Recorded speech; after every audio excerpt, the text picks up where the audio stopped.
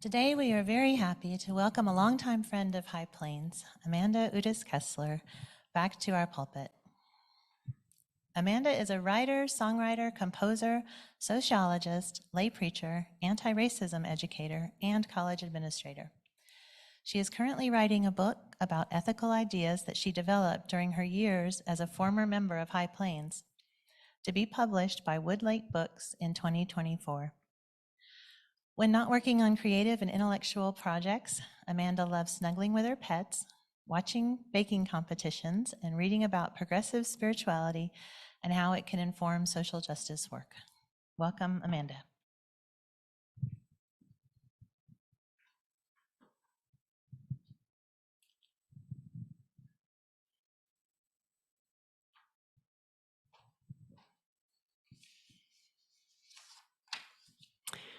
I had, of course, written a message for today.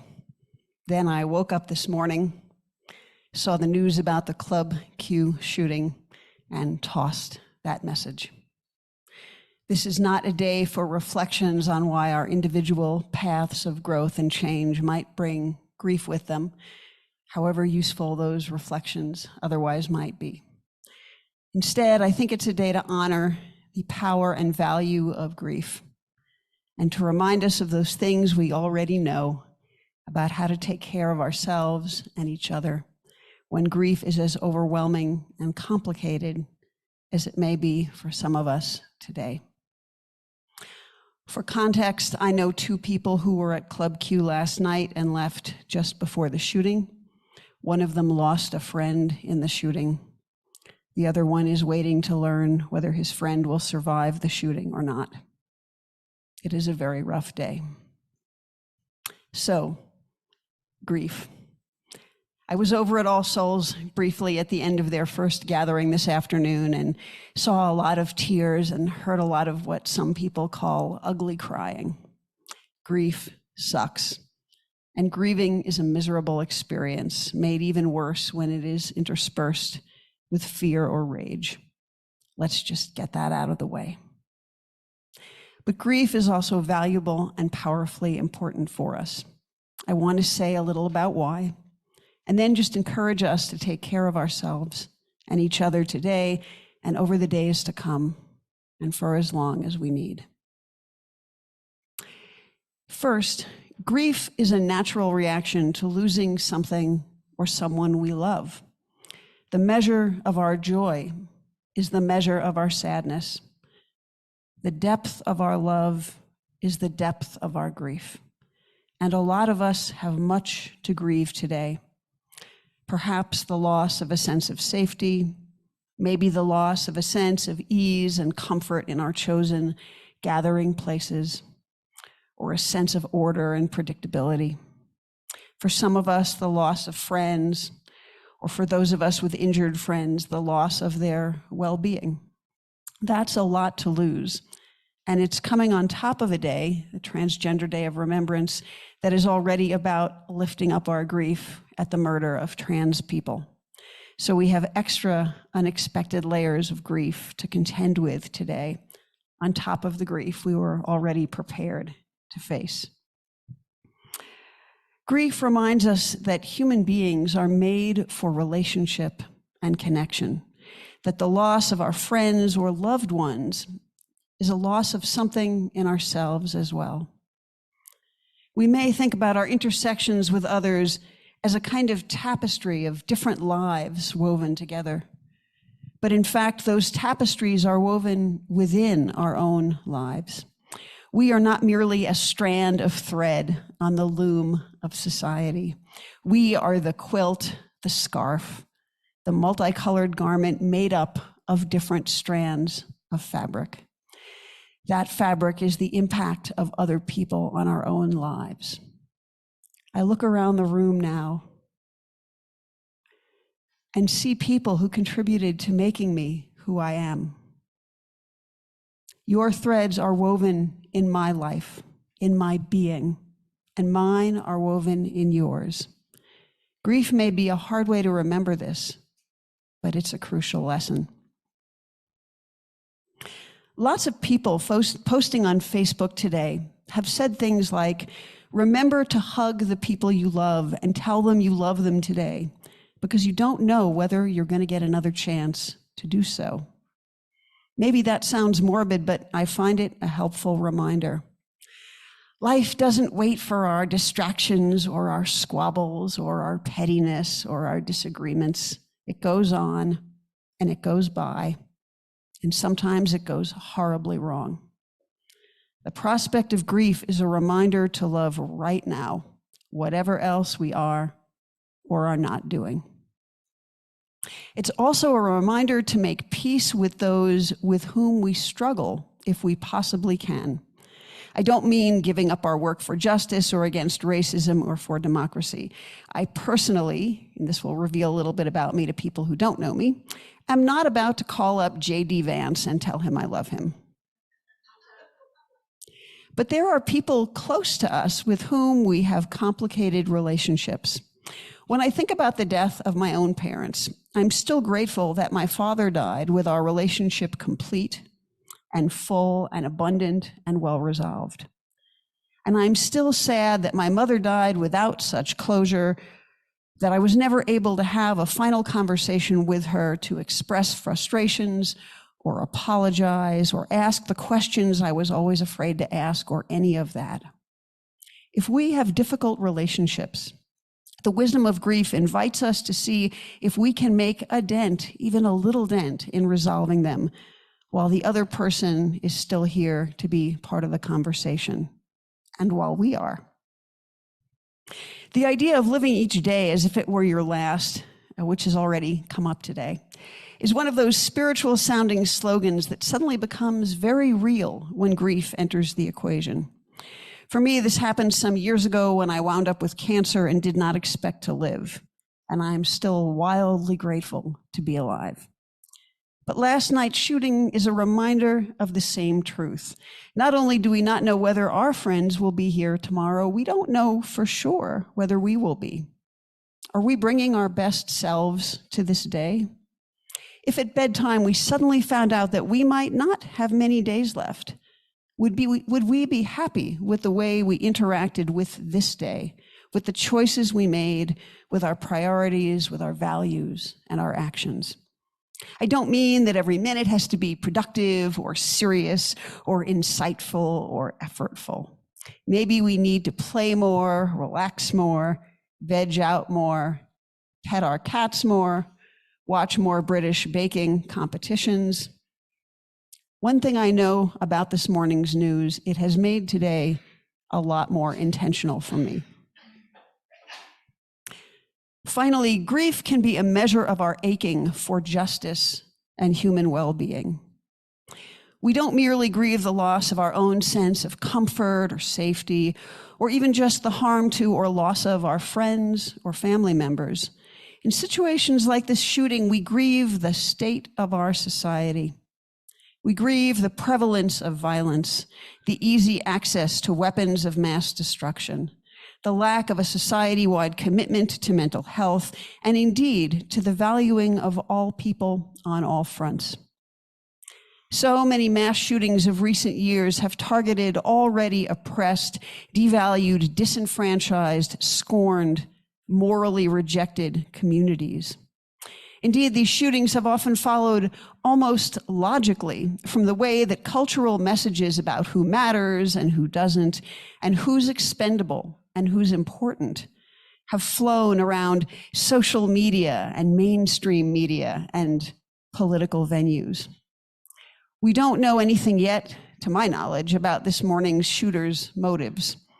But if he thought the LGBTQ plus community, of which I am a member, and here's my flag, if he thought that community was quote unquote grooming heterosexual children, we certainly know who to blame for that perception. So as much as grief sucks, it is meaningful and valuable, an important reminder of what we should take seriously, how to make sense of our days, and even how to commit ourselves to making a world where we might get to grieve violence like the shooting a little less, because it would happen a little less, or a lot less, or never. That world doesn't exist, But we can all be working toward, as Captain Jean-Luc Picard said on Star Trek: The Next Generation, making it so. Now, how shall we take care of ourselves and each other today and tomorrow? You all know everything I'm about to say, but it's never bad to remind ourselves and each other. God knows I need to hear it, which is why I'm saying it. We need, of course, to stop, to pause, to breathe, to take time, to feel our feelings, and maybe our feelings are just shock and numbness, but whatever they are, we need to honor them. They are real, they are part of us, they make us who we are. Anything we can do to make space for them is all to the good. We need to find safe spaces to weep, rage, ugly cry, whatever we're going to do. Maybe that's alone, maybe it's with other people who are safe for us. But those places need to be safe spaces where we can be vulnerable and open and fully our complicated selves. We need to not worry quite that much about what we had planned for the day. Early this morning, I got an email from my boss. It was sent to all of us who report to her at Colorado College, basically saying, whatever you're doing, stop, take care of yourself first. If you need to take time, just let me know what's going on. And I thought that was a marvelous reminder. The universe does not often speak through my boss, but on the rare occasions when it does, I'm certainly gonna, be very grateful for that.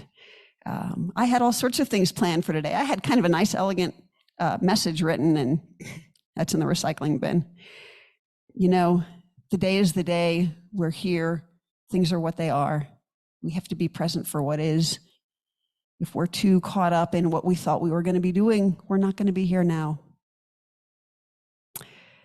In terms of all those feelings of grief, the complicated feelings, the hard, uncomfortable feelings, the stress, the tightness, the clenched throats, the tight guts, whatever it is, the tears, whatever it is. If we can, we need to let ourselves feel them, especially if they're uncomfortable. If we can, to let them flow through us so that they have a chance to discharge. If we can't, we can't, but if we can, it's a good thing. And I think for many of us, it's probably helpful if we don't expect those feelings to be brief or simple or gone tomorrow. They might be all sorts of things. They might be complicated. They might linger. They might change. They might evolve. They might get better and get worse, whatever they are. We need to be there for them and let them be as they are. For those of us, including me, who are often tempted to respond self-destructively to discomfort, I invite us to try not to do that today. Discomfort is really hard, especially for those of us who do not have good resilience and did not have good training in how to handle it. And some of us will be tempted to do things that are not in our best interests, and I hope we will, to the best of our ability, resist those temptations. Along that line, we can ask for help from our friends and our loved ones, our community, this community, our other communities. We can offer help to those around us. We can support one another. We can proactively check in with people who might have a special investment in this situation. This is not a moment when I want to say that heterosexual, cisgender people are not in pain about the shooting. Of course, they, you, we are. But for those of us who are specifically part of the LGBTQ plus community, we might need a little extra love today. And if you are not specifically in our community, please support our community today. And as I say that, I'm reminded that after every single unjust shooting by a police officer or vigilante of a Black or brown person, those of us who are white need to do exactly the same thing. So this is not special pleading for my community, it's a general principle, but today the community in pain is mine.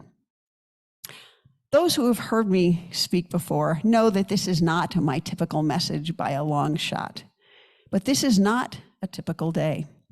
So I'm going to close with one more, definitely not typical for me, thought.